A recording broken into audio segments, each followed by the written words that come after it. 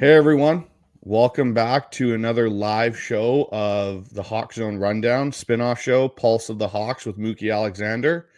Sorry guys, we're a little late starting here. There were some technical issues to start with, but we're all good. We're up and running.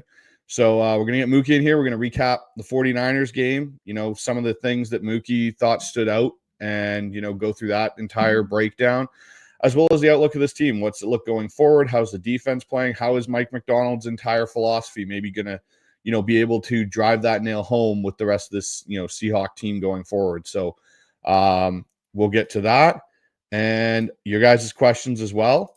And we'll get to that right after this. Well, I'm the best corner in the game. For this run. What a run. Get off me. DK. Hey, it's John Schneider with the Seattle Seahawks. And Washington's got a win. The Seahawks are going to hold the NFC Championship. Every year, the NFL does. Is it going to be another 9-8? We've got to finish something. They have to fix the offensive part of the success and part of the ambition of being the LOB Want to hear? That's trading DK Metcalf. Play him aggressive. This is the HawksZone Rundown with Ryan and Bryce.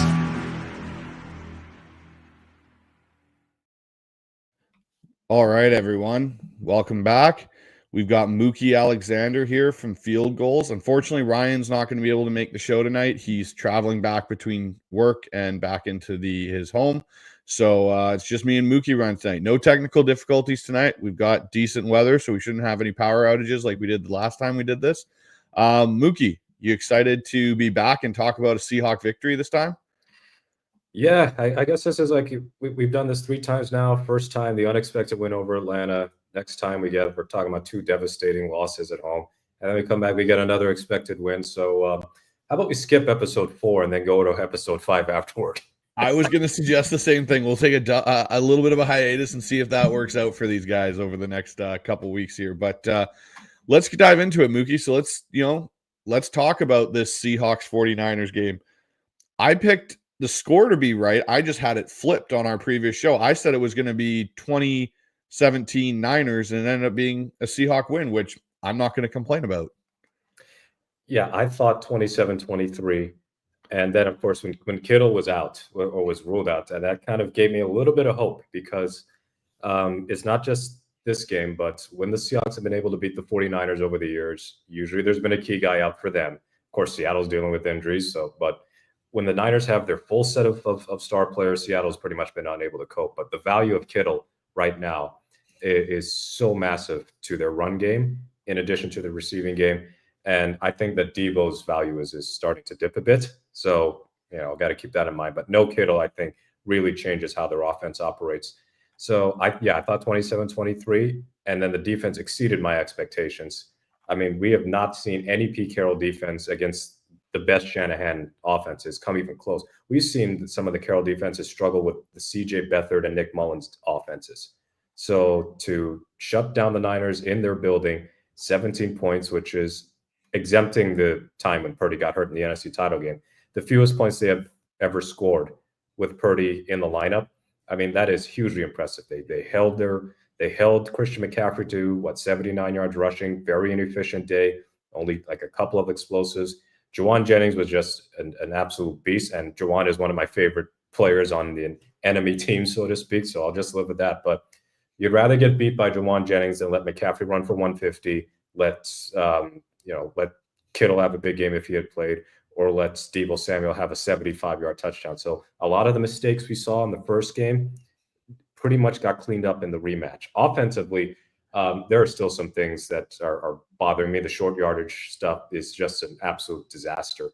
And then Geno Smith had that awful interception, probably his worst throw of the season. But he made up for it with that final drive. That was absolutely fantastic. And in fairness, this was a game filled with long drives. So Seattle only had 8 possessions. And I think so did San Francisco. So the game got shortened with all of the long drives, especially San Francisco's. So points were going to be at a premium. But yes, this was a season-saving win. We talk about Pulse of the Hawks. Yes, the patient is still breathing.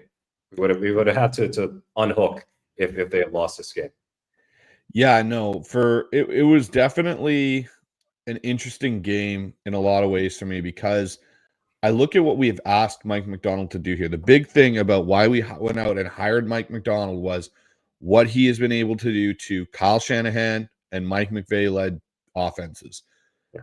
He held basically in 4 quarters McVay's offense to 13 points. And one of the few times we've seen McVay's offense look that stagnant, even though we lost that game, it still was a situation where we were in that game. And it wasn't like McVay came in here and just served up what he normally does when Pete Carroll was kind of running the show. And the same thing with Kyle Shanahan. Like Brock Purdy looked average yesterday. Christian McCaffrey had moments, but it was nowhere near where you're going, oh God, he's going to kill us on this.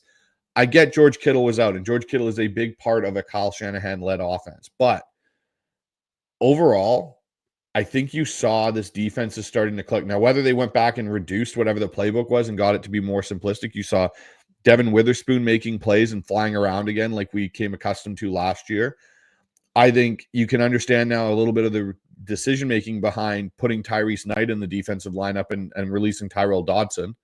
Tyrese Knight, I thought, played well. Yeah, he made some rookie mistakes, but overall he played well. You see the value in Ernest Jones and why they went out and got him, and we'll get to some of Mike MacDonald's press conference comments in a bit. But, even the D-line, the impact, the pocket and everything, they were getting to Brock Purdy. They weren't giving him all the time in the world to find targets down the field. And Josh Jobe is looking like quite a good corner 3. Like, you can understand maybe why they went with him over Trey Brown at a certain point. Yeah, Jobe continues to play well. Ty Okada, I noticed, got some snaps and probably won't be getting many more. And it's not just because of that falling for a pump fake way beyond the line of scrimmage, but also because Rayshon Jenkins is probably coming back. But I tell you what, the way that Kobe Bryant is playing at safety, I think that he should keep the starting job anyway, because I think he seems a little more fluid in his movement. He's working on his tackle. He's not, based on his size, I don't think he's ever going to be a super tackler, but he can hit. And hitting and tackling are not necessarily the same thing. And just slowing down Jawan Jennings on that 3rd and 11. I was worried that Jennings would get enough yardage to make Kyle Shanahan consider going for it, or at least kicking a field goal with Moody, and then they could potentially be up by 7 points. But yeah, the changes made on the defensive side of the ball look to be a net positive. Jury's still out on Tyrese Knight, but the Dotson release is still a surprise to me. Not that I thought he was playing incredibly well, but I didn't think he was like a bottom 5 linebacker. I preferred just dumping Baker, and I had no issue with that trade. Especially Ernest Jones is younger, he's got more upside, and he's showing it. He made a dozen tackles. I think it was Corbin Smith who noted about half of those tackles were for 2 yards or less. So he's getting what would be deemed successful play tackles. So if those plays are nowhere near a first down, if they are tackle for loss, those are the types of tackles you want to see. That's where you can contextualize the number of tackles. If you get 14 tackles in a game as a linebacker, but most of them are after the first down marker and you're just preventing a chunk play from becoming a bigger chunk play, you probably didn't have a good game. But you can see those silly PFF grades be damned, the impact that Ernest Jones is making at linebacker. And I think we've seen that based on what he did in Baltimore with Roquan and Patrick Queen, the value of the linebackers in McDonald's system, and the comments he made when Dotson and Baker were let go, talking about, we weren't getting it done. That was pretty much a bow and arrow shot at the performances of both of them. So we'll see about Knight, but I think that Jones looks like somebody who should be extended right away. And you bring up the D-line. Yeah, Purdy got sacked twice, and one of them was just Purdy turf monster, so I barely count that. But they made him uncomfortable enough. I don't expect him to get sacked 6-7 times because he's very good at avoiding sacks. His sack rate has been relatively stable, but I think about what they did against the run and how Leonard Williams and Byron Murphy didn't have gaudy stats, but they drew holding penalties. They were able to reset the line of scrimmage. They were able to force plays out wider than expected. It was just a really sound performance by all 3 levels. And yes, Josh Jobe promising, but Devin Witherspoon, I thought, had one of his best games of his young Seahawks career. He was everywhere. Those blitzes that hadn't been working for weeks, they were working with Witherspoon a little more in this game, and he had an interception assist, essentially, with that ball being tipped to Hankins, and also had a pass defense getting into Purdy's face and deflecting the ball away. So, yes, that was, to me, one of the most encouraging performances of the MacDonald era. And we know that the job isn't done, but it just felt so good to finally beat the 49ers, and not just to beat them, but to just rip their guts out at their stadium, which used to be Seattle's home away from home. Those first few years, they kept winning over and over again, and then it stopped. But now they've got them on the ropes, and they delivered the knockout punch.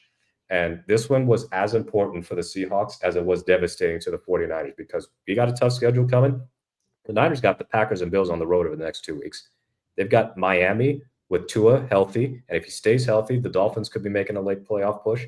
They've got Detroit on Monday night in their second to last game of the season, and they've already lost to the Rams and Cardinals, so they have to win those games too. So they could be in serious trouble just because of the way that this game went. Whereas Seattle's got the same record, and yet they sweep those Cardinals games, and the playoffs look a lot more likely.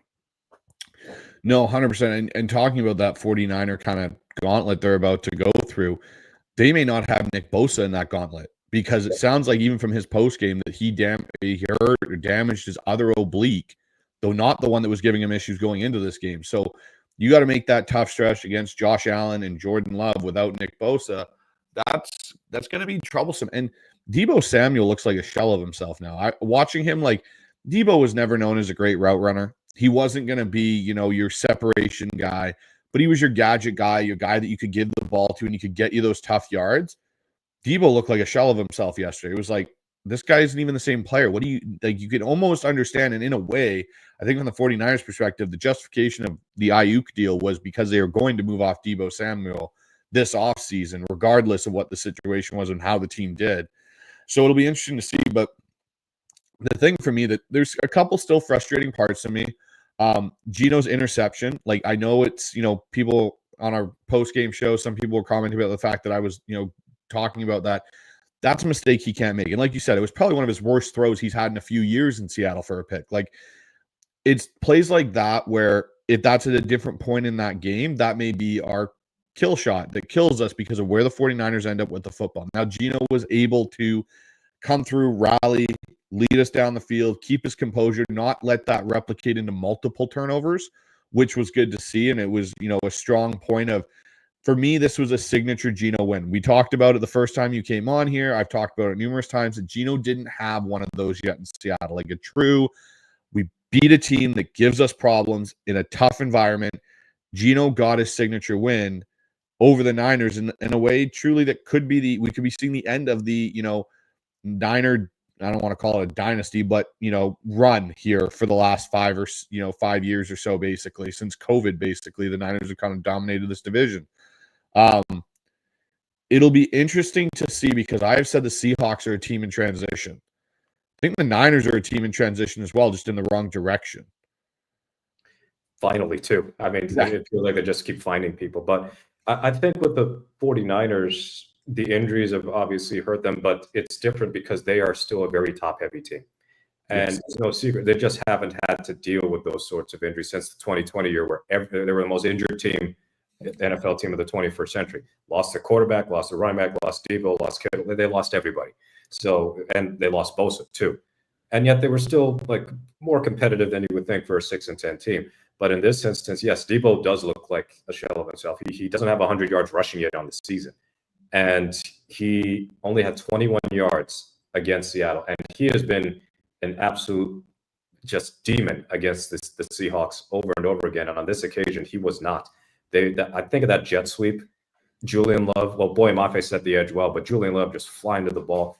Deebo's not able to break those tackles. He's not able to speed away from guys. So that's got to be a concern for them. And at this point, I would argue that Jennings is their best receiver right now. I'm going to include Ayuk when he's healthy, but Ayuk wasn't lighting it up this season prior to his injury. So they've got a decision we talk about what to do with Geno. They got a big decision to make whether or not Brock Purdy's a $60 million quarterback, because Trent Williams isn't going to be playing at this level forever. And while they've obviously got a really promising right guard in Dominic Pooney, franchise left tackle greater than a franchise right guard. We would love to have a franchise right guard right now, but I think Seattle might have a franchise left tackle. But Williams being up there in age, if he goes, that whole operation might fall apart. So, yes, this is what made the win so enjoyable, is that, okay, maybe Seattle still doesn't make the playoffs and they're, still a team in transition, but this is maybe the origin story of the moment where it officially went wrong for the 49ers. And the way that it happened, the winning touchdown with Geno scrambling there, and I had to pull up the records. It is the second latest game-winning touchdown run in the fourth quarter in Seahawks history. I thought it was the latest, but there's a 1990 game with Derek Fenner, I believe, who got a touchdown with 11 seconds left. Geno got it with 12, fittingly, did the Steph Curry night-night celebration. It just was reminiscent of all the game-winning drives or close to it that Russell Wilson had against San Francisco. And he tormented them for so long. And I should note that there were plenty of games in the Wilson years where the Seahawks offense was stuck in the mud against San Francisco because at the time you had two elite defenses. We don't know about Seattle's defense just yet and how good they will be, but the Niners defense is still really good even without Bosa. But that was the type of signature drive, as you said, for Geno. He's had great comebacks, great game-winning drives, great fourth-quarter comebacks, and against good teams like Cleveland was a playoff team last year. I know they didn't have Watson, but that was probably a good thing for them. And the last couple of years against Detroit, but this one in division, he needed it as much as the team did, because if they had lost this, they would have been 2-7 in the division over the last year and a half. And that's like 2-4 got Pete fired, I think. Getting swept by the Rams and 49ers the way they did. Getting swept by the Niners again, I think would have made it really, really difficult for a lot of players, established players on that team, Geno included. Yeah, no, exactly. And the other thing I want to talk about in this game that was nice to see was DK Metcalf came back, but we didn't lose Jackson Smith and Jigba in that process of DK coming back. JSN, 10 of 11 for, I think it was 110, I want to say, yards or something like that. Yes. But that's where before we had seen kind of DK, was back highly involved in the offense. He had 7 of 9 for 70 yards. Like, he wasn't like he was just an enigma, but you could see, I think this, and I'll be honest, the last 2 games of the changing of the guard of that receiver 2 spot. And I think it's no different than when we saw Lockett take it from Jermaine Kearse years ago when he came on the Seahawks. This is now happening in a second go round where now JSN, Tyler had 2 catches for 19 yards. They were good catches, first downs, but you can see the things that Jackson does so well, getting himself open, and Geno's trusting him and going to him. And it also, DK being there, opens up space for Jackson to do a lot of things in the middle of the field that he did quite well versus the Niners, which is something, to be honest, we haven't had for a while. I love Tyler, but Tyler's never really been, the last couple of years, that true over-the-middle guy versus the Niners. He works well to the sideline and gets his, catches and gets down. But it was nice to see that we didn't lose JSN. Now, I will say, I hope Ryan Grubb scratches every play in his playbook on 4th and inches that requires going straight ahead, because it isn't going to work. Not with the interior guard play we have right now. Yeah. Smith and Jigba, that was a big boy moment because he has been involved in quite a few of Geno's game-winning drives, and of course Drew Lock's game-winning drive. He only needed 1 catch, and it was a brilliant one and won the game against the Eagles. But to go back-to-back weeks with 18 catches, 290, and 3 touchdowns, 1 without DK and 1 with DK, he ends up with even more catches in this game with Metcalf back in the lineup. And the one target that he didn't grab is the interception, which he is not 20 feet tall. So I disregard that. Any pass that was reasonably within JSN's range, he caught. And he caught 4 passes, I believe, on the final drive. And we might have our screen option too, because the screens to running backs, still a problem. Those bubble screens, can't stand them. Those little tunnel screens in the middle of the field, they figured something out there. And Smith and Jigba, at the very least, is good as a yards after catch option, something the Seahawks really lack. And I've been calling this out for seemingly ever, but just watching him get that jet sweep for 8 yards, that's the way you can diversify your running game and not have everything be on your running backs. You do not need a speedster per se. They let George Kittle do handoffs and Trey McBride for Arizona. Cooper Kupp has gotten them a million times, and so has Robert Woods when he was with the Rams. Smith and Jigba isn't slow. Shoot, Jake Bobo got one last year, and he's still running his 40-yard dash. So you can get Smith and Jigba involved in more efficient ways if you block well, and that's how you can keep the defense a little more honest, because this running game, I think, is just not going to it's not going to be able to fix itself this season. And yes, the short yardage, the sneak, I thought that Geno got the first down, but still he ended up getting tripped by his own guy. That should have been an easy first down. The 4th and 1, there were 2 4th and 1s in this game. One They go to 21 personnel. They got Charbonnet and Walker back there. They've done this before, and it's worked every time. So why Grubb went away from it the second time, I don't understand. The Niners are expecting the run to go up the middle. They run Walker to the outside. I think it was Devondre Campbell who couldn't get there in time, so Walker's got space. Tomlinson is pulling with him, and he gets the first down. Asking Charbonnet to get a yard these days is like pulling teeth. He is not an efficient running back. He's one of the least efficient in the league, in fact, in terms of yards per carry, EPA per play, success rate, all of that. He is just not a guy, unlike Kenneth Walker, who can create behind a bad offensive line. Now, A.J. Barner's got to block better on that 4th and 1, and I really like Barner's play as a receiver, but his blocking needs serious work. It's kind of flipped. We expected him to be the blocking tight end as the third option, but he's overtaken Farrell Brown on the lineup. But he blew that block. But that's also a play where I think Chris Carson gets the first down. So Seattle is going to be looking for another running back next year. I am convinced. Maybe Charbonnet will still be on the team, but if they don't want to give McIntosh carries, then they're going to have to change their running back profile. They need somebody who's really good at falling forward consistently, because right now they have 0 players who can do that. I love Kenneth Walker, but he has instances where he kind of is his own worst enemy as far as not falling forward for first down yardage. But Charbonnet is like, if he doesn't have space to operate, he's a total net negative. And now he's got fewer rushing yards than Geno. He's got fewer explosive plays than Geno Smith. So stop treating Charbonnet like he is prime Sean Alexander, and either give those carries to Walker, or here's a novel idea. They have not thrown the ball one time on 3rd and 1 or 4th and 1. Play action fake, bootleg, something. Geno was not immobile. Move the pocket. Do anything other than just try the same thing over and over again. It feels like Grubb is having a hard time adjusting to the fact that he doesn't have 2-3 NFL-level offensive linemen in college, non-NFL level players. Yeah, no, and that's one thing I was going to touch on is Charbonnet. Like, he's been there's 2 players on this offense outside of the offensive line that have been 2 real big disappointments for me. Charbonnet being one, the other being Jake Bobo. Like, Bobo has completely disappeared. Yes, I get he's got blocking factors, but they're playing A.J. Barner more in those spots. Jake Bobo, to me, is another guy that I don't see it. Like, they've elevated Cody White now.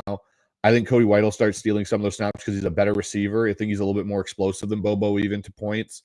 But Charbonnet, yeah, like, I'm at the point now of, like, I'd rather see George Halani up, because at least he's faster, he's quicker, he can do something. He fits a little bit more of a profile of what they're trying to do than Charbonnet, because even when Charbonnet's catching the ball out in the, flat or the hook to curl area, it takes him like 4 or 5 steps to get any speed, and he's getting tracked down and tackled by like Campbell and stuff. And it's like, you got to make something out of that. Like, you can't just take, your little check down and do nothing and get tackled right away. You're supposed to be this bruiser. And it's, I don't know. I think there's a point that they could trade Charbonnet potentially in the offseason and maybe get something back for him, a late round pick, and move in a different direction. But I agree with you. I think there's going to be another running back on this roster that's going to give them a little more power, because you look at what Baltimore had. They had J.K. Dobbins and they had Gus Edwards, and Gus Edwards was your bruiser back. And I could see Mike MacDonald going to that kind of a style of, I want a true bruiser to match my lightning. Kind of like Pete Carroll even had Lendell White and Reggie Bush. You had your thunder and lightning. Charbonnet is not the thunder. He's like a small little rumble at this point. So, but let's move on to this topic. Kind of ties into the game a little bit. The new O-line additions that we got, the changes that were made from this bye week. Connor Williams obviously retired. Wish him all the best in that, but you could tell there was he wasn't really in it. I think that was one thing I kind of came away from the more I went back and watched after the announcements. I watched some of his game film, and you could see like he was struggling. He was playing well, but he was struggling. And you got Olu, who we all thought, and we talked about this off air before we came on here, Mookie, that the guy that we saw on Sunday and the guy that we saw in the preseason are like 2 completely different centers. Mm-hmm.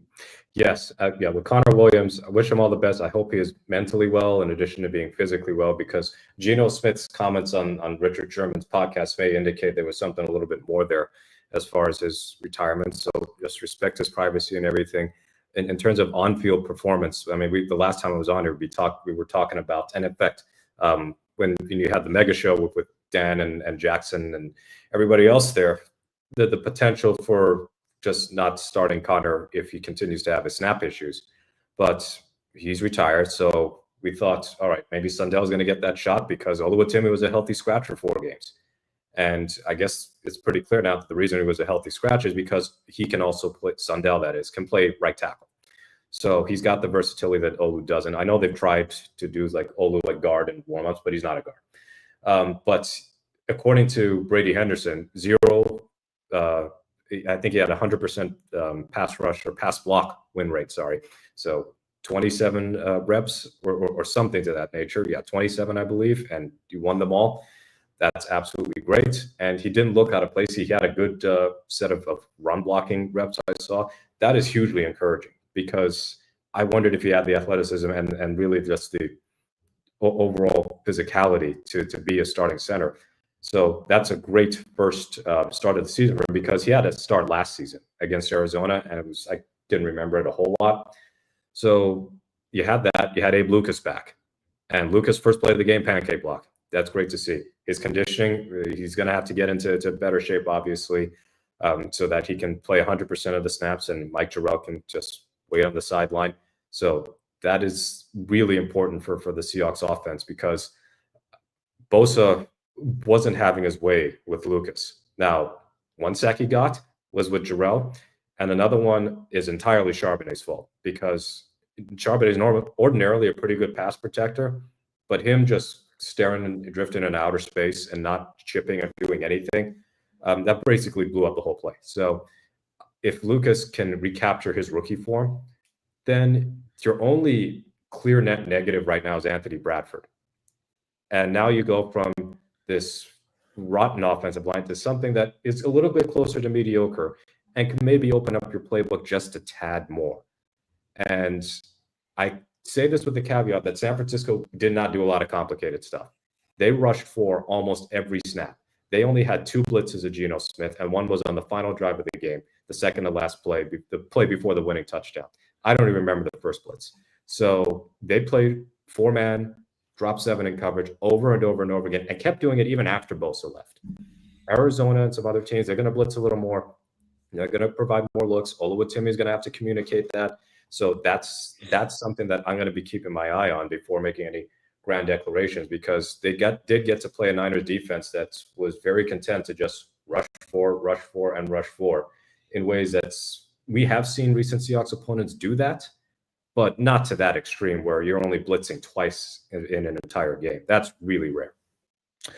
Yeah, no, it definitely is a really rare thing. The thing for me that I liked about Olu's game was you could see a push from him in the run game, but you didn't see him getting blown back in the pass rush sets. And that's one thing we had kind of seen with Connor Williams is that inability to anchor himself and, stand guys up and create a pocket.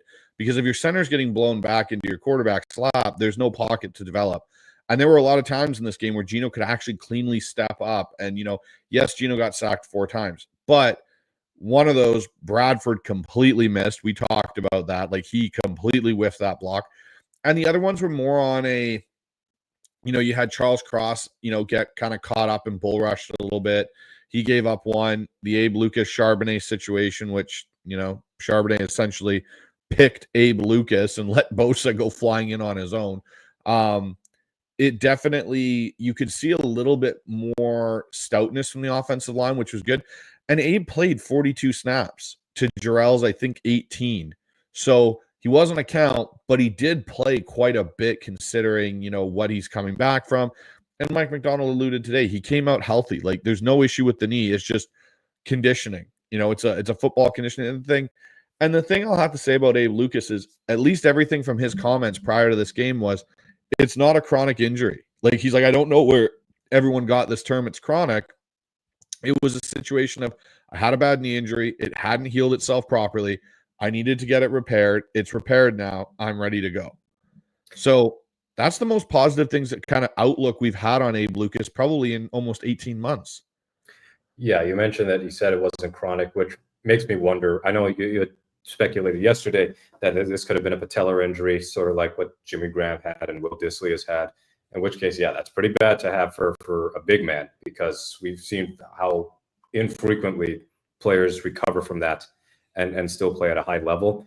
It it was easy to speculate because Pete was sworn to secrecy. Abe's not on Twitter or X, so he doesn't say a whole lot. So we were all left to guess, what is this issue? And I couldn't remember if he had a medical red flag in college. He might have, which is why he dropped to the third round. But nevertheless, it was a legitimate worry that if this is chronic, is he going to be, like Todd Gurley, but for right tackle, where this is just going to devolve into something where he's not going to play. Now, we keep in mind that last season, he did come back from injury, and then a couple of games later, that was a wrap. Yeah, and he re-injured it. So, but he didn't have surgery the previous season. So this is a little different scenario. I am excited to see him back on the field again. I just want to bring up one of those sacks I would be willing to put on Gino, which is the second one. So Charles Cross, yeah, he got beaten. Yeah. And really, Cross was not good in this game. He was blown back several times in pass protection, but he's had better days. Nevertheless, there's a pretty clear first read to AJ Barner. And I think if Gino's account sooner on that and throws with anticipation, he gets it out. He takes a hit, but he gets the ball out in time. Just looking at the all-22. But everything else, it seems like an indication where there wasn't anybody open or the routes couldn't develop in time for Gino to make a decision. He got sacked right away. So, the O-line, I think in general in pass protection held up a lot better than I anticipated, because Bosa was going up against Stone Forsythe in the first meeting, and he had his way with him generally, but they were still allowing a lot of pressures in the first game to other guys. In this instance, it just felt like the Niners were kind of daring Gino to beat their zone coverages over and over. And he wasn't, but towards the end, he absolutely was. And that's where having somebody like Smith and Jigba be such a good zone beater is vital to the Seahawks offense. But yes, in the long term, we absolutely need this O-line to continue to stay healthy, and they're getting healthier because, Fant and Forsythe are reserves, but Cross hasn't missed a snap. Tomlinson hasn't missed a snap. Oluwatimi, we'll see how it goes over the next several weeks, but he's not really had any injury history that I can recall. Bradford has been in and out of the lineup, but more for performance. I think he missed one snap due to injury. So right tackle is just that big question mark. And if you can get those five together, you can at least have some continuity with that core. And then suddenly you want to talk about offensive line development. Your left and right tackles are guys that you drafted. Your starting center is somebody you drafted. Your starting right guard is somebody you drafted. And your backup is a rookie who, again, you drafted. So that would leave left guard as the only spot where there's nobody, I guess Lomeo would be the backup left guard if he was ever active. But nevertheless, that's the only question mark in terms of somebody that's in the long term. Are you going to be looking toward your roster, or are you going to be looking toward the draft or free agency or whatever? Well, and that's the thing. I think if Olu does play well over the remaining 6 games that we've got here, or 7 games we've got here, and he solidifies himself as that guy, then you're going into the offseason knowing you have 2 centers. You have the backup who can play multiple spots in Sundell that we saw and looked like a project backup center. You now have your starting center.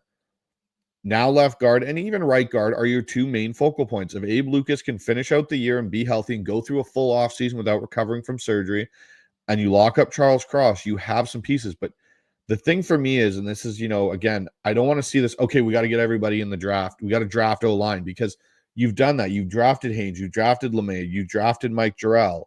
Go get some veteran presence. If Bradford's not going to cut it at right guard, then cool. He can be your backup left guard if you need or whatever, but go get some experience and proven capable starters to fortify the inside of this offensive line. And I think Seattle will be in good shape, because really, I think the offensive line, no matter how good of an offensive coordinator you are and how creative it is, if your offensive line, especially in the interior, is handcuffing you, it doesn't matter what you want to scheme or how you want to try and scheme to help it.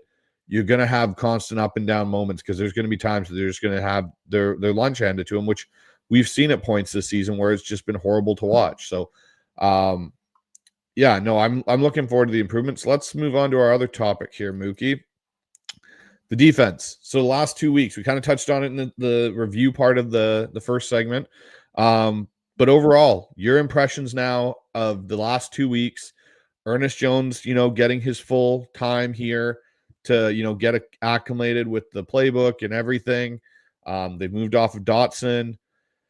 Josh Jobs has been inserted over Trey Brown in that third corner role. Kind of what are your takeaways from the last couple of weeks here of the Seahawks defense seemingly putting it together a little bit more and more each week? Yeah, with the defense over the Rams and 49ers games, as you said, the Rams game, they held them to 13 in regulation, of which 3 points should have never happened due to some very bad penalties called against Seattle's defense. But the 49ers, that was the real litmus test, even acknowledging who wasn't playing, because we've seen, I think it was a couple of years ago where Trey Lance got hurt, Garoppolo came in, Kittle was out, and they still let Ross Dwelley run wild on them. And they had like Ty Davis-Price, who I'm not sure is on an NFL roster right now, rush for almost 100 yards. So just schematically, Seattle's been consistently outfoxed, no matter who San Francisco has back there. But they felt more disciplined. They felt more assignment correct, and especially the run defense to me, because I think with MacDonald, his scheme is very predicated on we're going to force you to pass and take away the run, which isn't totally different from what we see out of Pete Carroll defenses, where the run defense, even if it wasn't the focal point, it's if we stop this at a competent level, you got to go throw at our all-pro corners and our all-pro safeties and charge at our all-pro linebackers. So good luck with that. But I love the way that they shut down McCaffrey, and just over the years we have seen just gaping holes, sloppy play, over pursuits, bad tackling. You hardly saw any of that. I mean, Ernest Jones didn't have a single missed tackle in that game, and that was fantastic. And you're getting good run support from your secondary, whether it was Julian Love or whether it was Devin Witherspoon. Didn't see much out of Woolen in run support, but nevertheless, you're seeing better edge setting from whether it be from Boye Mafe or Derek Hall. I would like to see the pass rush get a little bit better. I would like to see them still be more efficient with their blitzing. They're 30th in EPA per dropback when they blitz. They were at least neutral against Purdy. They blitzed a little bit more than we've seen them. But Purdy was 9 of 13, 80 yards, a touchdown and interception. He did get sacked once. So there were some good moments. There were some bad moments, but they've been torn up at times with the blitzing, and maybe at times a little bit predictable. I think Devin Witherspoon has mentioned, or it was either him or MacDonald, that opposing teams are kind of IDing him as knowing when he's going to rush. And then, you end up with some sort of problem as soon as the ball is snapped. But the 49ers game, I just really like, other than the third down defense where they were just giving up 3rd and long to Juwan Jennings multiple times, but they also weren't getting killed on early downs either, because they've been near the bottom of the league in terms of early down success rate. So if the other team gets 3rd and 1 and 3rd and 2, they're probably going to convert those. But if you push them to 3rd and long, 3rd and 10, 3rd and 15, you're more likely than not going to get those stops. So on both sides of the ball, on 3rd down on offense, they didn't have nearly as many negative plays that put them in 3rd and 35. On defense, yeah, the 49ers, they convert a couple of 3rd and longs, but you want them in 3rd and long, whether that be through your ability to force tackles for loss or whether you can induce penalties out of them. So the Cardinals game is going to be a different beast, the Cardinals games plural, because Kyler Murray is much more mobile, is much more of a dual threat than Purdy, and Stafford is not a dual threat at all. Purdy's mobile. He is an underrated athlete, but Kyler Murray is an A-plus athlete. So can they be disciplined when they do zone reads? Can they meet James Conner at the point of attack and be able to shut him down and not have guys bounce off of him for extra yards? Can they shut down Trey McBride? Because the last couple of weeks, the Rams have not been using their tight ends a lot. Colby Parkinson just got his first touchdown for the Rams. He hadn't been targeted in 3 weeks. And then, of course, no Kittle meant that they didn't have to deal with anybody at tight end who was worth anything. You're going to have to deal with something with Trey McBride. He's one of the best tight ends in the league.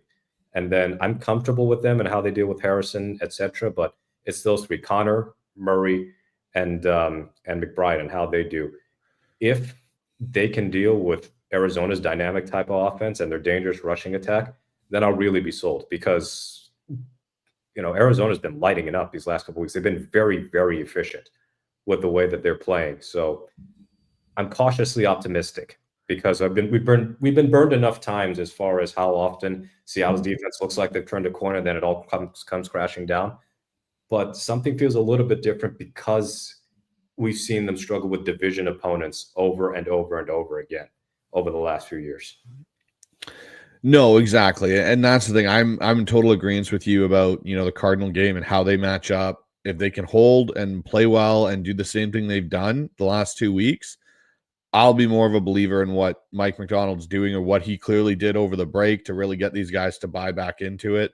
And overall for me, like, this is what we brought him here to do, is to shut down the McVays and shut down the Shanahans, because they had been kicking our butts for so many years with their schemes, and he's got some way about it. They didn't blitz a lot. They brought some pressure, but not a lot. Nothing to make you kind of write home about, but you saw guys come back to life. Devin Witherspoon came back.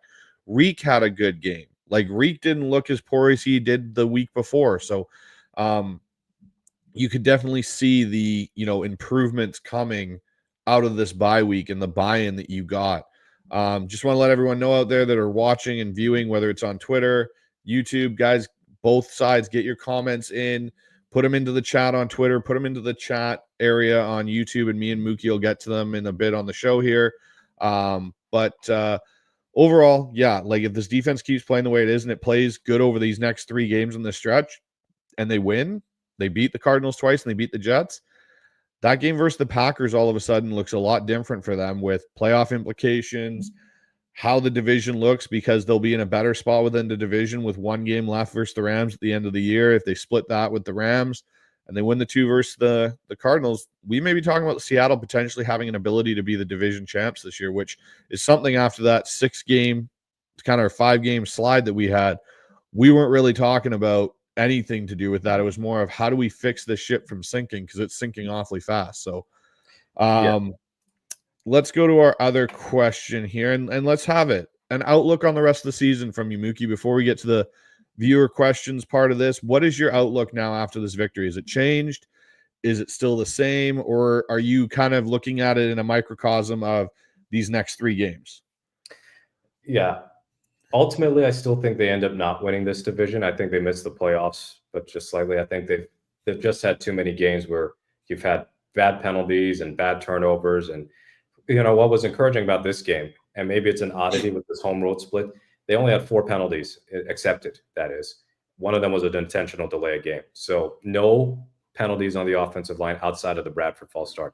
No holding penalties to take away 50-yard pass plays and touchdowns or whatever. And no drive extending penalties on 3rd and long, anything like that, pass interference. I don't know. That's not going to happen every week. Every team is going to have some games where they're going to commit a lot of penalties. But they've been I believe they're the most penalized team at home, and they're one of the least penalized teams on the road. And some of that is because they played 6 home and 4 away, but nevertheless, the disparity is wide enough that you can tell they play a cleaner game on the road. So if they win the division, I would petition to have their playoff game played at the stadium, at the opposition stadium instead, because it's seeming the evidence seems to be overwhelming. But these next 3 weeks to me are the season. If they get swept by the Cardinals, I don't care what they do against the Jets. They're out of it. If they split against the Cardinals and beat the Jets, that would put them at 7-6, right? So they split against the Cardinals, lose to the Jets, 6-7. They don't have a lot of tiebreakers in their favor. Probably done. Sweep the Cardinals, beat the Jets, 8-5, and I think they would be odds on for the playoffs, because you would like their chances against Chicago. Green Bay, I don't think is as good as their record suggests at 7-3. They should have lost yesterday, but Matt Eberflus is a coward. And the Vikings game, that's going to be fascinating, because I think Minnesota is a really, really tough defense and a bad style matchup for Seattle. But, it's the Vikings, and a lot of weird stuff happens in their games. It is distinctly possible that their season could come down to the Rams game in Week 18. And wouldn't that be something? Where we talked about Geno Smith's, I'm just looking, we got a big man touchdown for the Texans in the Cowboys game. So anyway, a thick 6, if you will. It was a Derek Barnett. But anyway, we were talking about the Geno Smith signature win against the 49ers. It would be something if the division comes down to the Seahawks Rams Week 18, and Geno's got to have a signature win of toppling the Rams healthy. So the 2022 season was cool, but John Wolford and Baker Mayfield, who just got there, doesn't mean a whole lot to me, even with benefit of hindsight. But to knock the Rams out of the playoffs and clinch your own spot, that would be amazing. Maybe would determine whether or not he gets another season. So my outlook is a lot more optimistic than it was entering the 49ers game. I know it's results-based analysis, but again, there's still cautious optimism because I know it is a week-to-week league. And if they don't clean up their turnovers and their penalties at home, then they will not be giving us the fuzzy feelings too many more times this year. So, but that's just me. I don't want to plan the Super Bowl parade, but I also don't feel anymore that they could be 5-12 or 6-11 after the little 1-5 run they gave us entering the bye. Yeah, no, and for me, it's the same thing. I'm looking at these next 3 games as their season. If you can beat the Cardinals twice, and you got the Jets, I should say, to split that, and the Jets are a dumpster fire. You get this game at home versus the Cardinals, which is nice to come back from Santa Clara, play at home. Hopefully, they can pull that out, and then you're 2 on the road before coming back to play Green Bay. I think on Sunday night. It's going to be interesting, really, truly. If they can beat the Cardinals twice, they have odds on to make these playoffs and make a strong push. I do agree. I don't think Green Bay's as good as people think they are. The Bears are kind of all over the place. The Rams, we know we can play with them. We just got to be a little bit better with our offensive. Keep not turning the ball over, kind of a situation. And the Vikings game, which I will actually be attending. It's going to be an interesting one because, like you said, the Vikings have a very good defense, but their offense with Sam Darnold lately has been kind of hit and miss. They only beat the Jags 12-7. Even the Tennessee game this past weekend, they didn't look great. So it'll be interesting to see how that game goes.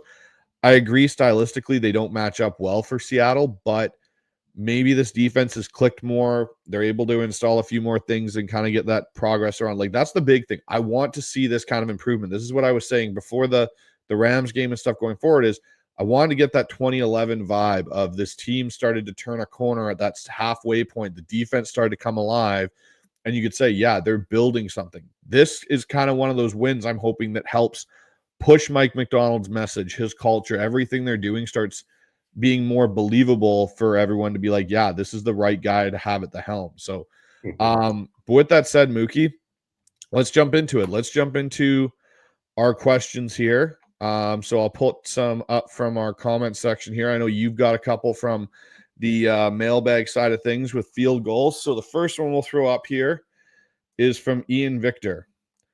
Would you agree that Gino's career was on the line in this game due to the contract talks that is going to come up in the offseason or the next one? Yes and no. No, in the sense that they weren't going to bench him 2 weeks from now. But yes, in the sense that if they had lost this game 4-6, the playoffs would look extremely unlikely. I think it would have been a hard sell as far as an extension. And it's not to hate on Gino or anything. It's just be realistic. If you've missed the playoffs 2 years in a row with Gino at quarterback, and you've won no playoff games in 3 seasons with him at quarterback, do you want to commit a few more years into a product that has not reached 10 wins yet? But with that said, the way that he performed on that final drive gives you a glimpse of what he is capable of when he's given time, when he's able to play on time, when he's able to get the ball out quickly, and when he's able to improvise. I actually think if I could fault Gino for anything, and this is kind of a weird criticism, he's almost a little too patient in the pocket. And as much as it got a little annoying for the later career portion of Russell Wilson to turn his bail on the pocket early and then try to make something happen on the run. Early career, it worked out more often than not, and that late career just turned into sacks and turnovers. But with Gino, there are some times where I wish he could actually have a little bit of phantom pressure and realize, all right, the pocket's collapsing. Let me go out on the run and see if I can do something in the scramble drill. So he doesn't have that same athleticism as Prime Russ or Murray, whatever. But again, he's not immobile. So if you could do something like that, and I think that would reduce his sacks. But yeah, the contract talks are going to come up. And don't forget, he's not a free agent next year. He could still, quote, bet on himself and play on his final year of his contract, depending on how the rest of the season goes. I don't think he'll do that, but it wouldn't be out of the question. No, you're right. It definitely would not be something that's kind of out of the question. So I'm kind of interested to see how that actually plays out for Gino over this, next 7-8 games. And, I don't know if this game put him on the contract talk, but I think it definitely helped boost his ability to get an extension from John Schneider and them. And on KJR, Mike Holmgren came on, I think it was last week, and he said he believes that Gino's going to get an extension in Seattle. And Mike Holmgren's pretty well connected to John Schneider. They have a pretty close relationship, I think, in some regards. So that's not something to balk at, that Mike Holmgren kind of said that might lead you to believe that maybe Seattle is leaning in that direction. Yeah. Mike Dugar, I think on The Athletic, Michael Sean Dugar had also said something about this organization seems to have a higher opinion of Gino than the fan base does. And to clarify something, when I'm talking about career on the line, as far as like if they lost this game, it's not about you didn't beat the 49ers, because Gino has not been like problem A in terms of why they had lost to them so often. It is more of the overall season results that you would think, are you sure that Gino's going to be the quarterback in the long term? It's got nothing to do with San Francisco, because otherwise we could talk about whether Lamar Jackson just robbed the Ravens of $200 some odd million because he can't beat Pittsburgh right now. No, that's very true. And, that's something that we'll have to kind of just see how this plays out over the next few weeks here. But let's go to this one from Amy. Amy's always in the chat here. Love your interaction here, Amy. It seems like Mike MacDonald is starting to address the psychological side of the players with his comments to Gino about clearing the room. Does this increased connection to his players help the team? I think it does. I think Mike MacDonald's starting to find his way as the Seahawks head coach, and I definitely think it's starting to go in the right direction for him. Yeah, I hope it does. And through all my criticism of the Seahawks this season, I have saved very little for MacDonald except for some in-game management stuff and more for John Schneider. And even with this win, I still got issues with the way this offseason went with Schneider's free agency, and feel like he's going to get another season at least, unless 5-5 turns to 5-12 and they look totally dysfunctional. But with MacDonald, I still think he can be the right hire. And as far as clearing the room, I was wondering about the vibes after the Dotson release and then CeeDee Lamb. So, sorry, I don't know why I'm saying CeeDee Lamb. I just got the Cowboys game on. That's why. It's all good. Multitasking is hard. Exactly. But, Connor Williams, former Cowboy, so there's still a connection there. But the Connor Williams retirement, wondering what's going on behind the scenes. And tell you what, you can cure bad vibes by winning games, and it had to be hard. This was a big test for him. All right, it was a little sloppy, but you still got to 3-0, and then suddenly you're 4-5. How do you manage a locker room that is dealing with the type of losing that can totally change your season, and have you entering the bye week on a down note? I'm sure the vibes would have been great if they had picked up a yard against the Rams and then won in overtime, but still, losing sucks.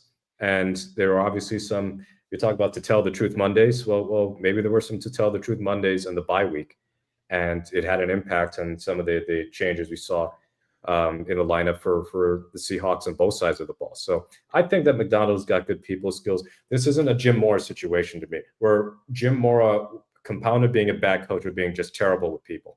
Yeah, and whether it's throwing Olindo Mari under the bus for missing kicks, or the Chris Spencer debacle, and then we need dirtbags on the offensive line or whatever. It was pretty clear that Mora just took no accountability at all. But with MacDonald, I think he said the right things for the most part. And he's been diplomatic when necessary and direct when he's needed to be. So it's not going to be the same style as Pete. And I don't want it to be necessarily. Let him be his own personality. And I think that the room will be cleared over the next few weeks if they can continue to play better. 100%. I agree with every word you just said there, Mookie. I've got nothing really to add to that. I've been impressed with Mike MacDonald. I like the adjustments he's making, and you're starting to see him develop his coaching philosophy. I think is coming along in a lot of ways and starting to come to light. And I think you can see that with some of the moves that they did make, and the empowerment of the players. Like Olu could have very well come in and just completely been horrible, but like he even said, Olu's been busting his ass to get back on the field. And even John Schneider alluded to that. So that's where, for me, again, I'm in the same camp as you of, I have more questions for John Schneider, even if this season is a success to whatever extent that looks like. This was probably one of his worst off seasons. And it was one of the times you're not supposed to have a horrible off season, is when you're bringing in a new coach. It should be one of your better ones.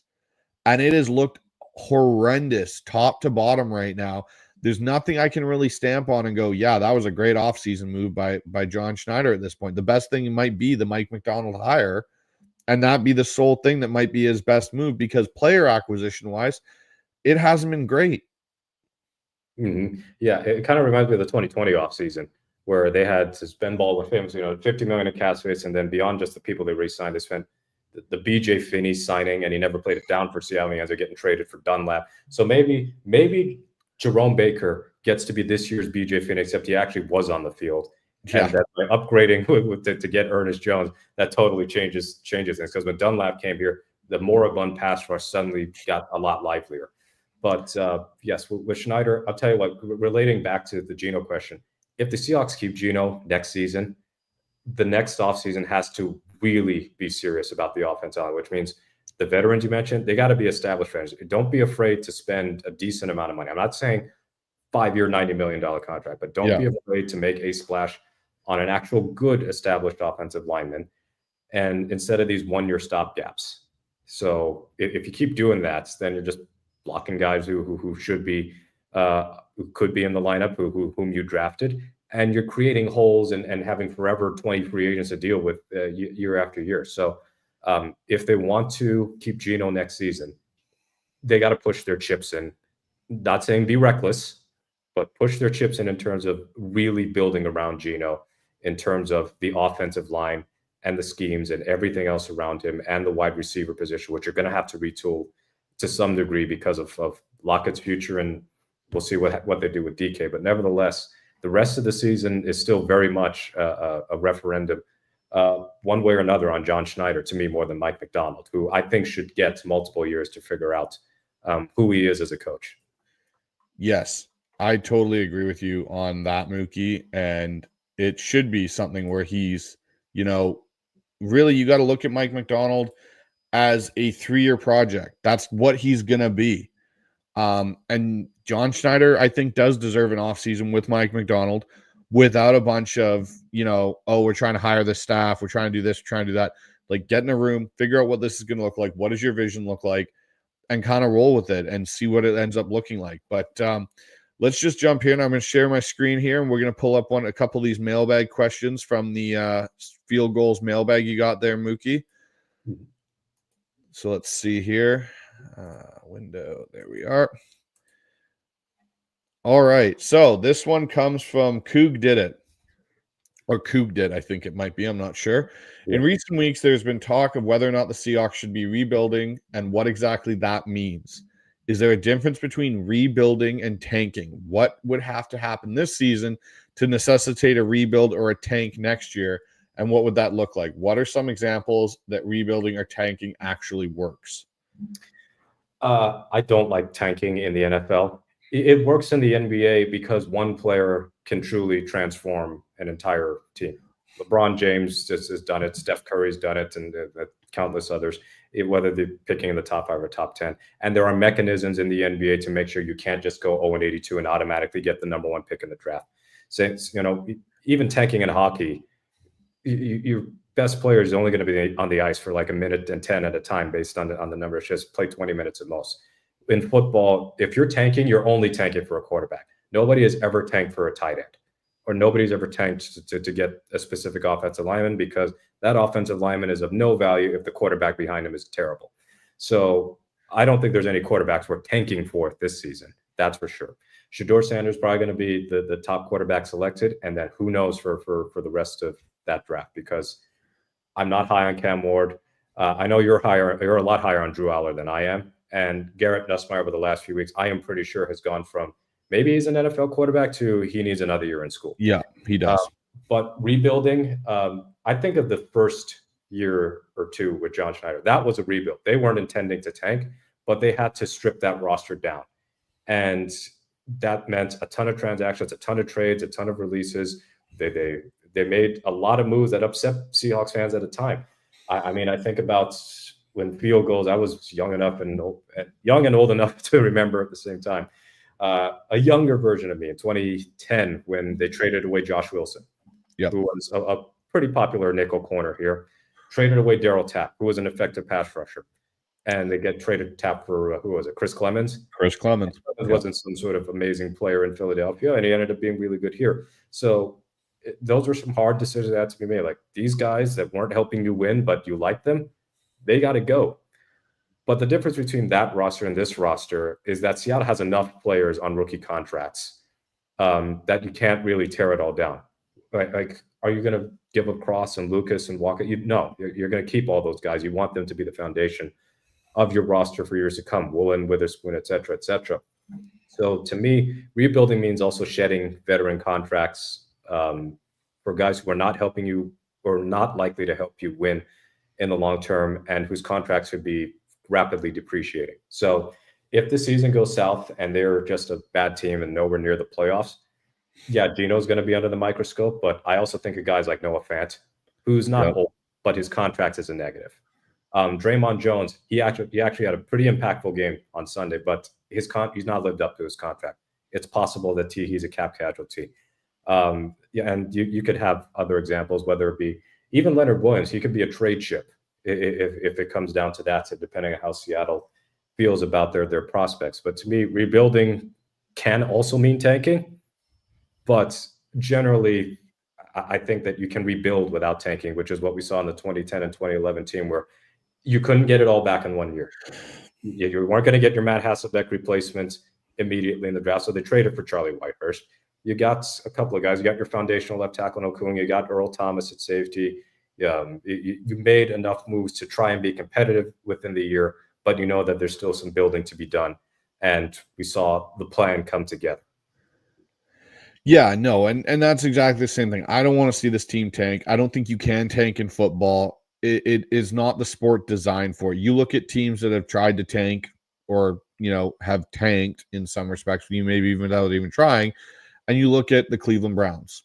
They have only recently come back to some sort of relevance in the NFL. Prior to that, they were always the laughingstock of the NFL in that regard. So, with the rebuilding term, I think Seattle, it depends on how this season goes. If things start really turning a corner here after this win and they start stacking some things and getting some momentum, it might be more of a retooling than a rebuild, even where it's just you're adding some pieces, taking some away, moving some things here and there, and you might have a roster that can completely work and go forward. So it'll be an interesting situation there.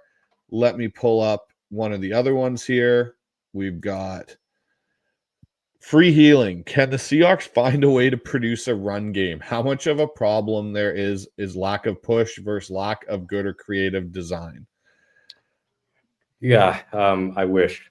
And we got a comment here for Jason. Microphone static is annoying, or is it my phone? I'm on a laptop mic, so I'm going to assume it might be yours. I don't hear any static. Neither do I. No static in the attic. So check your phone, Jason.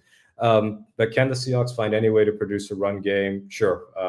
We can hope that the Detroit Lions can lend us their offensive line for a few weeks, because they probably don't need it once they clinch the 1 seed. But I think it's a lack of push generally, and they are not able to get to the second level consistently enough. So there's that aspect. They're just not a great run blocking line, and last year's unit wasn't great either. Then I look at the design of the running game, and I mentioned the diversifying of the run game. So you can have Smith and Jigba on jet sweeps. They tried it with Chenault, didn't work, and who knows if Chenault's going to come back. But there are other ways to get the balls, the football, to your running backs or even your playmaking wide receivers that don't involve the same type inside handoff or they don't run enough toss plays to me. It feels like they run heavily out of shotgun, or if they're under center, they're either doing play action passing or it's an under center run. So I think that the offensive line is going to impact how much design that Grubb can really do.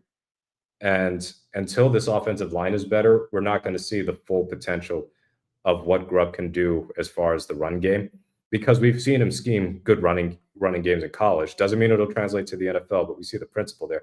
Ultimately, I think Schneider has to be more in sync with his offensive coordinator, whether it's Ryan Grubb this year or next year, or whether they have to find a new offensive coordinator next year, because who knows if this offensive inconsistency continues. You never know if Grubb's going to be on the chopping block. But is Seattle going to be a zone blocking scheme? And depending on what scheme you are, go after those guys specifically, not try and fit somebody into your scheme, which I think there's been a disconnect as far as player to player. Do they all mesh in what the offensive coordinator wants to run. Say what you will about the Tom Cable offensive line, and there were a lot of issues with the Cable offensive line over the years, but they generally knew their assignments, and there was a defined blocking scheme such that even less than stellar offensive linemen could still produce a really good run game and open up holes for Lynch and Wilson. Yeah, no, I totally agree. And I think that's part of this. For me, how much of a problem there is of lack of push versus lack of good creative design.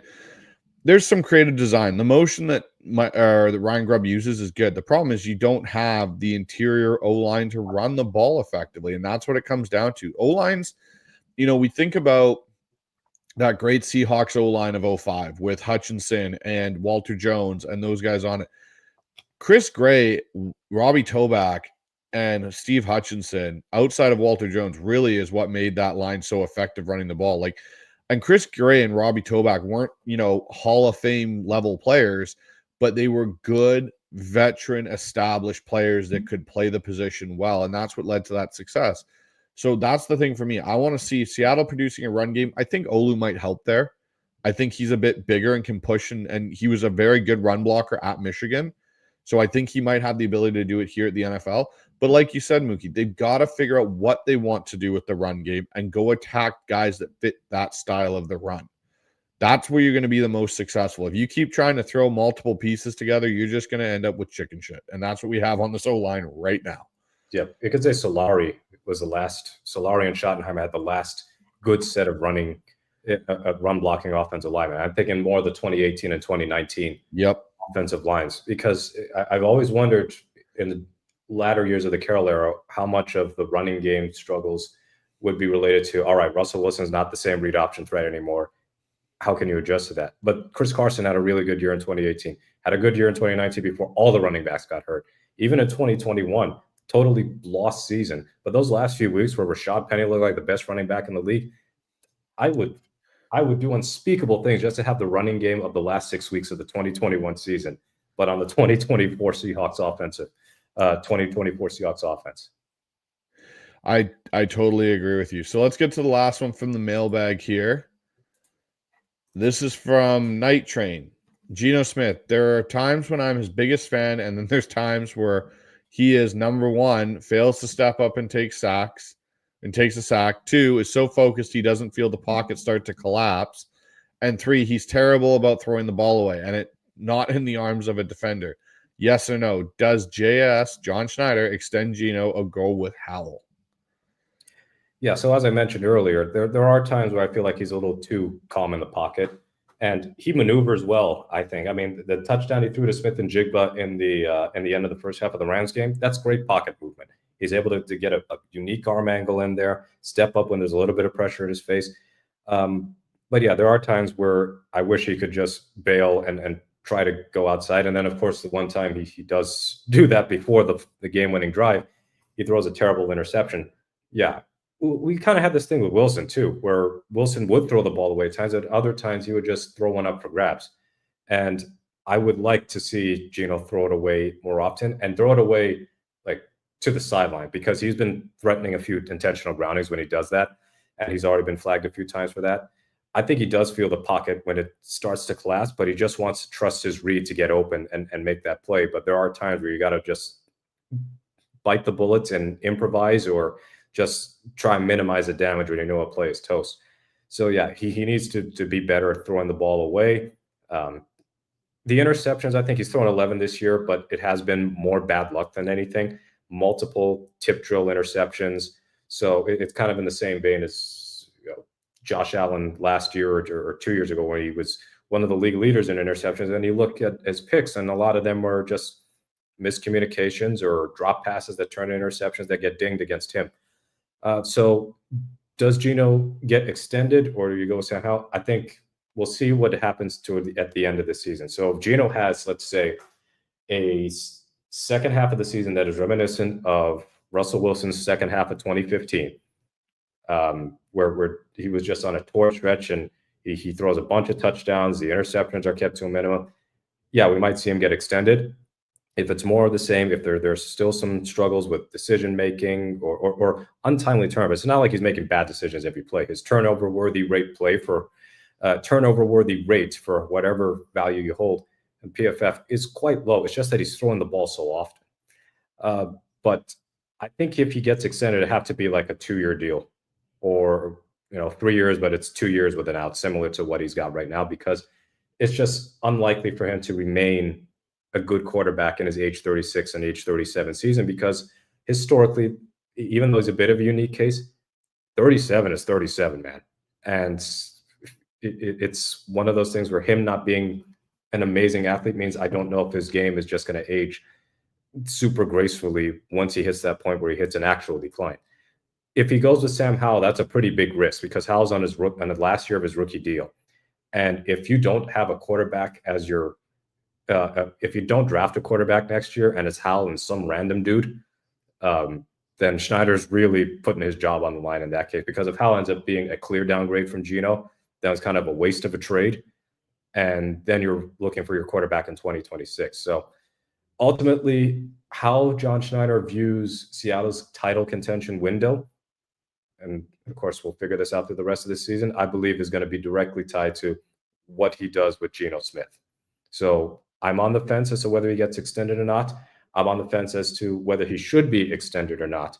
But this past weekend's game is certainly a big help for him.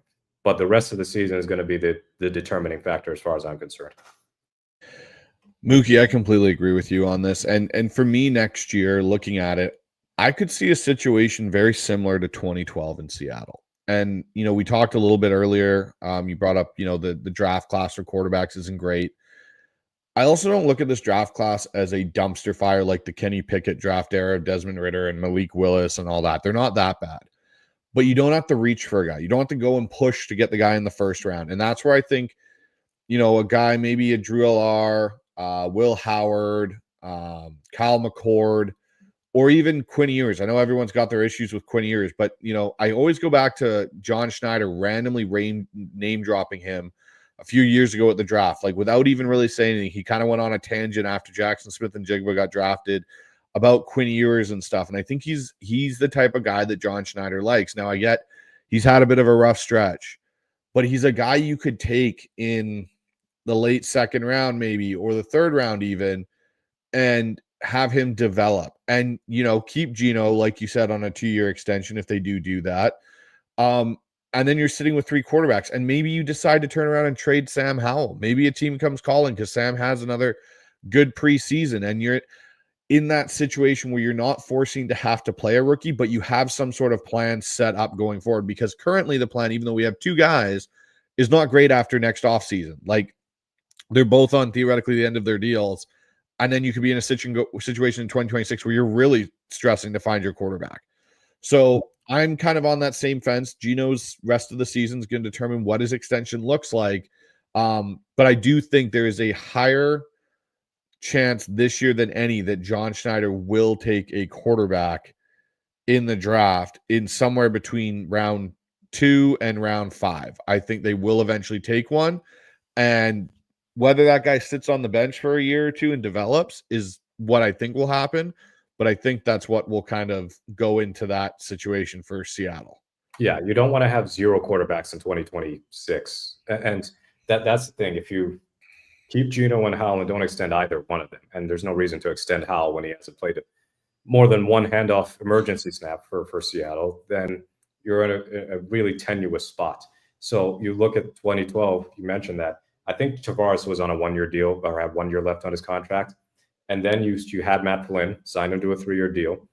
And I think those are the only 2 quarterbacks because Whitehurst ended up going wherever. Yeah. I either he got cut or he got traded. I can't remember. Yeah, he got cut, yeah. So you draft Russell Wilson, and then you have Wilson, Flynn, and Jackson. You trade Tavares, and then Flynn becomes your backup. Obviously, that wasn't really the plan before April, but it just worked out that way. I'm not saying that Seattle should just carbon copy everything they did from 2010 to 2012. It'd be great, but it's really hard to duplicate. But you always got to think ahead in these situations. So it can be maybe a lesser version of what the Chiefs did with Alex Smith and Patrick Mahomes, where Smith's under contract. He's not only going to the playoffs, he's winning playoff games, or at least won a playoff game with Kansas City. He ended a long drought.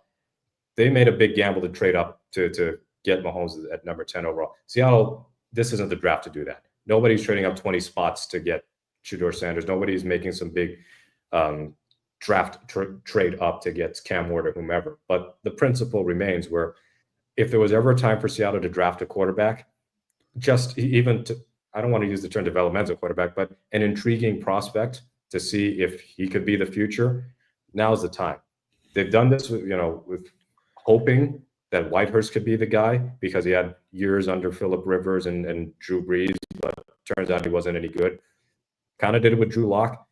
It seems like Schneider has a thing for guys who have already been drafted and have some sort of NFL experience, but are still young. But ultimately, quarterback on a rookie contract who might have promise,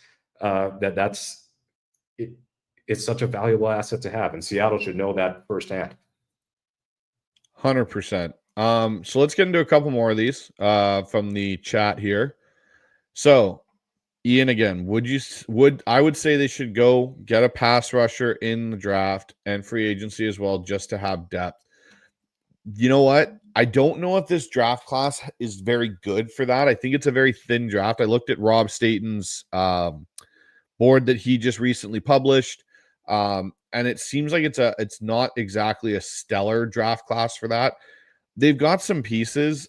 I think Chenna may be a restructure guy in the offseason where they may look to redo his deal and keep him in the fold here, but at a lesser cap hit. But yeah, they definitely need to add some pieces, I think, to Hall and Mafe.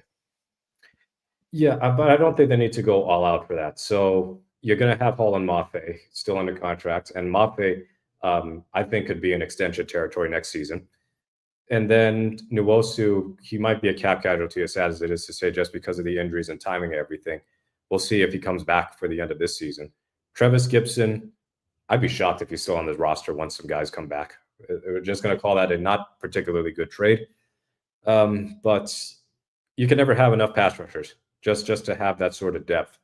And below Hall and Mafe right now, you've got Draymond Jones, who is nominally a starter, but we know he really isn't.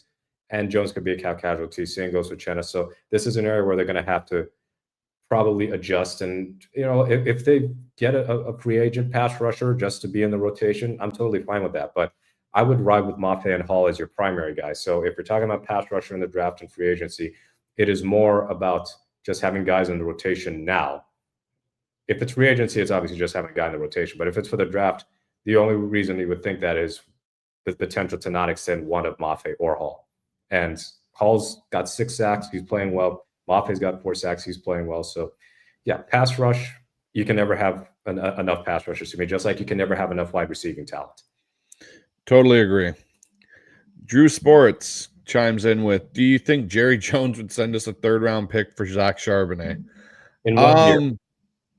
Jerry might be dumb enough to, potentially, but I think Charbonnet, you're not getting a 3rd. If Charbonnet does get moved potentially in the offseason or around draft next year, if they decide to do that, I don't know I think the highest thing he may get you is a 5th-round pick, the way he's been kind of producing. Yes, he's a young running back, but he hasn't produced at someone that's going to get you that upper mid-round pick. Jerry just traded a 3rd-rounder or a 4th-rounder for Jonathan Mingo, which I assume is the joke here. Probably, yeah. Yes, and I say that as the Cowboys are now down 34-10 to Houston. So congratulations, NFL history. 6 straight home games trailing by 20-plus points. So if only the trade deadline was still open and say, hey, you're having trouble running the ball, we've got a running back just for you. Yeah. Fresh, lightly used 2nd-round pick. Charbonnet's value is not high. And in fact, if he were to get traded hypothetically in the offseason, it might be for like a 2027 6th-round pick or something like that. We know that running back value in the trade market is never especially high. Joe Mixon got traded from Cincinnati to Houston, and Mixon just had his 3rd touchdown. He's got 150 scrimmage yards tonight. He's having an amazing season for Houston. I think he went for a 7th-round pick. So imagine Charbonnet's trade value right now he doesn't have the mileage of Mixon, but he also has like 1/1000th the production. So if Charbonnet is on the team next year and then he's removed from the team, I think it's more likely he just gets cut outright than traded, which would be damning of the pick, but that's kind of the way it goes. This one's from MWM. He always chimes in. Love his, contributions in the chat. He goes, don't count on significant help from this year's draft. It's very thin. And I think this was a comment up to Ian's one about the draft class.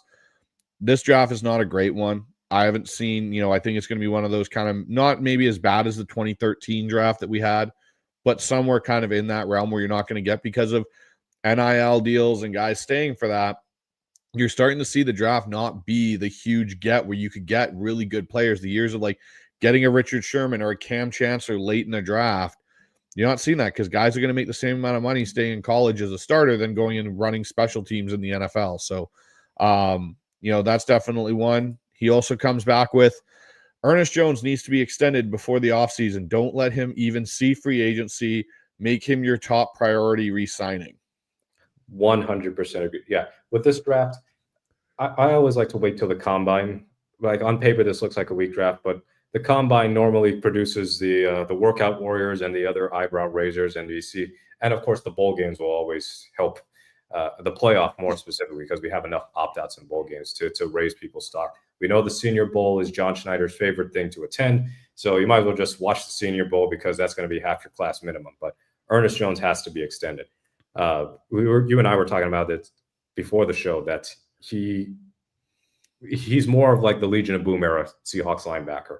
Yes. Where yes, you're getting double-digit tackles, but it's impactful double-digit tackles, not tackles that are way past the line of scrimmage and you're giving up 15, 20-yard chunk plays because you blew your assignment. Downhill, he's really good against the run. We'll see more of him as a blitzer, I would hope, over the next few weeks. I like what I've seen of him in pass coverage as far as his spot drops and everything. I mean, he looks like he can get back to his own real effectively and quickly. And the tape suggests as such when he was with the Rams, but also when he was with the Tennessee Titans. So just having a linebacker worth keeping long-term is something the Seahawks have had a hard time getting since kind of Bobby's decline and KJ's decline. Incidentally, watching KJ on that sideline 2 plays before Geno scores a win, wasn't that something? I mean, San Francisco got so many ex-Seahawks on that staff. It's unbelievable. But anyway, you think about it. They didn't extend Cody Barton, and really there wasn't a justification at the time, although Cody's playing really, really well in Denver. They didn't extend Jordan Brooks, didn't re-sign him. They could have, and he's playing well in Miami, but they opted not to do that. And then you just think of the other draft picks they made, whether it's Kevin Pierre-Louis or some of the free agent signings they made with Michael Wilhoit, Kendricks, guys who peter out after 1 or 2 years, and nobody that you would want to keep for 3-4 years. Ernest Jones is still, 24 years old? So he's younger than some college prospects right now.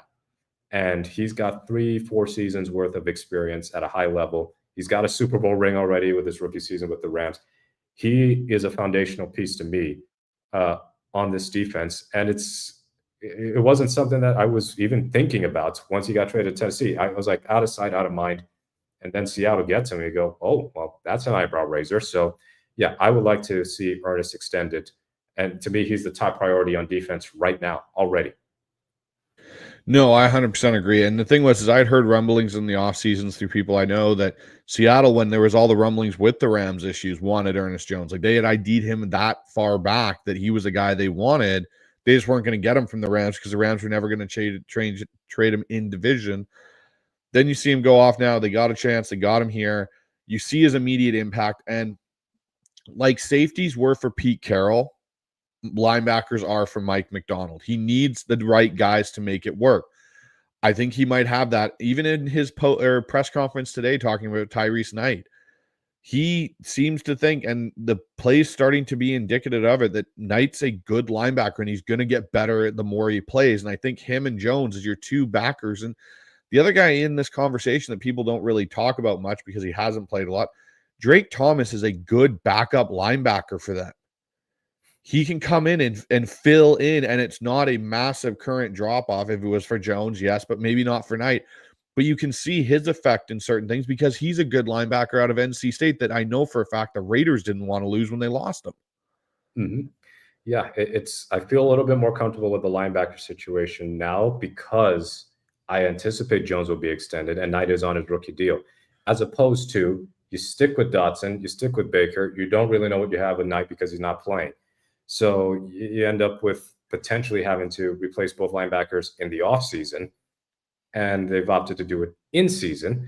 It would have been nice to see Dotson still play here, but I'm not going to lose sleep over it at this point if it means Knight gets more playing time. Totally agree. MWM comes back with any update on how Lucas's knee is feeling after his season debut. He was very noticeable and played well.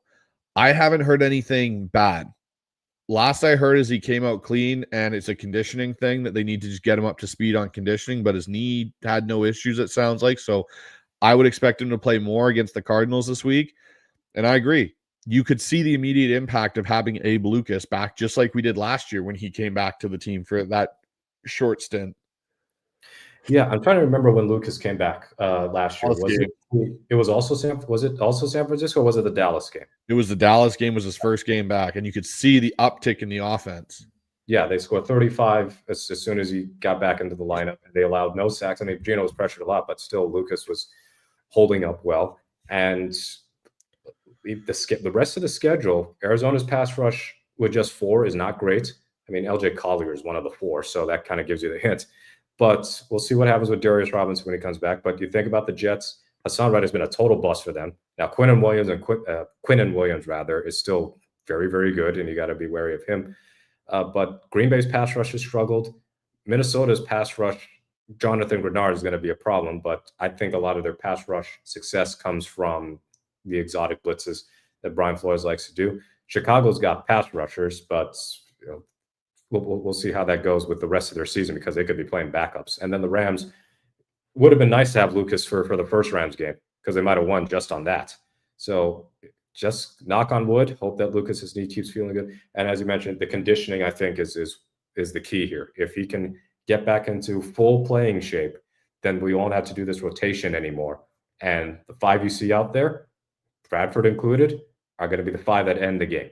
Not we're going to alternate right guard, we're going to alternate right tackle. It kind of messes things up. So just have those 5 out there and roll with them. Totally agree there, Mookie. Everyone, get your comments in, your questions. We're going to go for a couple more minutes here. So get them into the chat so we can get them answered for you guys if you have any. But here we go with Ian again coming in with, could there be a scenario where you get Joe Thuney from Kansas City via trade? Not saying it would happen, but hey, anything could happen in the NFL. And I agree, John needs to go spend money. I don't think we're getting Joe Thuney out of Kansas City, because I'm pretty sure Patrick Mahomes would have a conniption fit if the organization moved off of that guy. But I would like to see Seattle, if they have to do it via trade to a team that maybe is in a situation of rebuild, to go get a solid left guard or right guard. I'm okay with that. If you have to give up some draft capital to go and get it, because it's one of the few times I look at Seattle's roster and I go, there aren't a lot of holes on this roster like there has been in the past, except for the glaring ones at the offensive line. And I would be okay if you went and gave up a 3rd round or 4th round pick to go get a top 15 guard in the NFL to plug and play and have him for 2 or 3 years. Yeah, they're not going to get Thuney. They could get Trey Smith. Yep. Because Trey Smith's going to be a free agent, I'm pretty sure, at the end of the season. And maybe Kansas City keeps him, but the Chiefs have had no issue, as we know way too well, finding good offensive linemen in the draft or making trades to free agency. So, or making trades in the offseason rather. But I can see them really trying to push to find a proper left guard. If they're going to do this veteran thing, not a Laken Tomlinson signing, not 1 year, $3 million. Somebody who's worth keeping around for multiple seasons and is ostensibly in their prime. So Zach Martin doesn't count. He's 35 years old. It's probably the end of the road for him. I think he got hurt in this game, actually, this Texans-Cowboys game. So I would not want that type of signing. Now, got to see who is going to be available this offseason, or who could even be available for trade. But if you get somebody in their mid-20s, so not the Gabe Jackson type of trade, and give up one of your comp picks, for example, once March rolls around, I'm fine with that, because that's somebody who can help you win right away, but also help you win in the longer term. So if we can find the Ernest Jones equivalent is what I'm saying on the guard spot. But yes, really, really just push for the offensive line in ways that you haven't in the past. All right, and this is the last comment so far in the chat here, so we'll answer this and then we'll wrap up the show. Again, MWM in here with Hawks won't get a chance to draft him, but the only player in this draft who the Hawks need is Mason Graham from Michigan. Yeah, he is a beast, and he's also a big body, of which I think Seattle's still generally undersized on the defensive line.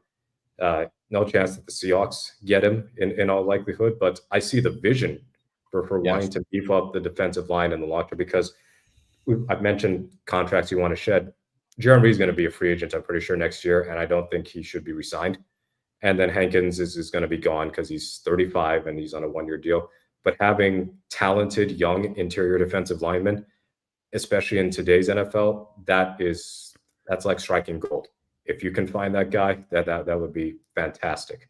But it's going to have to be someone other than Graham, I'm afraid. But somebody in that mold, like Byron Murphy is a good start, but get somebody bigger, get somebody beefier, get another athletic freak, because the game's won in the trenches and it's won in the interior seemingly more than ever, as opposed to out on the edges with the tackles and the edge rushers. All right, Mookie. Well, that wraps up another episode of the Pulse of the Hawks. So, Mookie, why don't you let everyone know, the 500 people that are in here? We really appreciate you guys tuning into the show. We love your guys' engagement. Mookie, why don't you tell everyone what's going on at Field Gulls, what you've got coming up, and where to find all your stuff? Yeah, we'll have some all 22 reviews from our both draft analysts, but also our NFL film analyst, Alexandra Castro. So be on the lookout for that. It's going to be the good and bad from the rookies and the good and bad from the whole of the game. I'll probably have some stuff on the offensive line and also the performance of the defense when they're blitzing versus not blitzing. So a lot of all those statistical nuggets you'll find. So you can find me on Twitter at Mookie Alexander, also on Blue Sky. I can get away with saying it here. They can't censor me on this YouTube channel. Blue Sky, it's also Mookie Alexander, and I kind of forgot my address from there, but just type that in and you'll find me there. And then Field Gulls is also at Field Gulls on Twitter, and I'm pretty sure I will open up a Field Gulls account on Blue Sky, so you can follow the account there. And if I'm lucky enough, we'll be able to also have our articles on there too, automatically. Well, I can't say tweet out for Blue Sky, right? Bleed out? Sky out? I don't know what you call it. I don't know what the term is yet. Out, because I'm pretty sure that we're not supposed to be saying that. But no. Mookie, thank you again for coming on. We'll see you in a couple of weeks for our episode 4 of this. And hopefully when that comes around, we've beaten the Cardinals and we've beaten the Jets, and we're looking forward to another Cardinals victory at that point. For everyone else that's in here, me and Ryan are going to have a preview show for the Cardinals game coming up, and then our live post-reaction show to that game on Sunday. So make sure you guys tune into that. If you haven't, please follow, like, subscribe to the channel. It really helps us. We're pushing for 1,000 subs. We're getting really close. And if you guys haven't had a chance, please go check out our website for our store, HawksZoneRundown.com. But again, thanks everybody, and go Hawks. Go Hawks.